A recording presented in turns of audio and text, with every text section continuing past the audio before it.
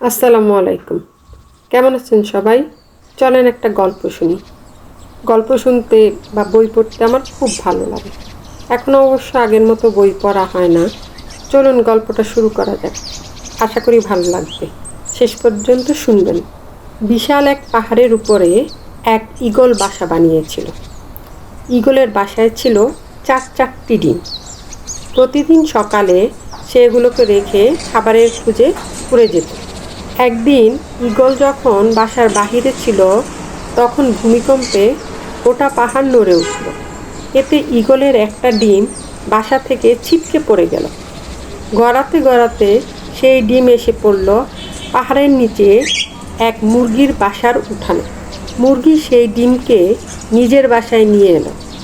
অন্য ডিমের সাথে এ ডিমকেও রাখলো এবং যথারীতি তা দিতে লাগলো। একদিন সেই ডিম ফুটে ঈগলের একটি সুন্দর বাচ্চাও বের হলো।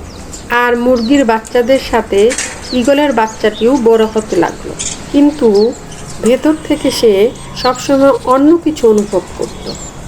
আকাশে একদিন ঈগলের একটা ঝাঁককে উড়ে বেড়াতে দেখে সে মুরগিকে বলল, ইস, যদি আমিও ওদের মতো উড়ে বেড়াতে পারতাম।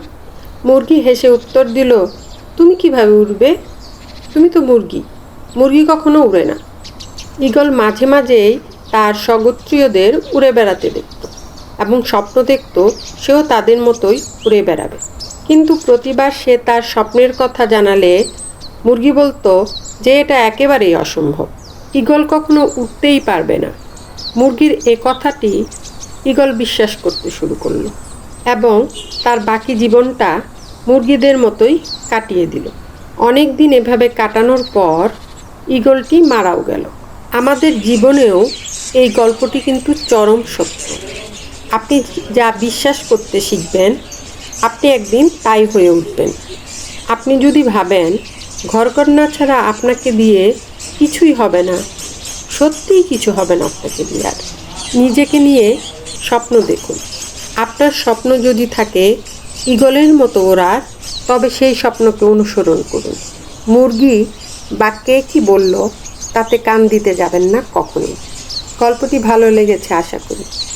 ভালো থাকবেন প্রিয়জনদেরকে নিয়ে। আজ এ পর্যন্ত। খোদা হাফেজ।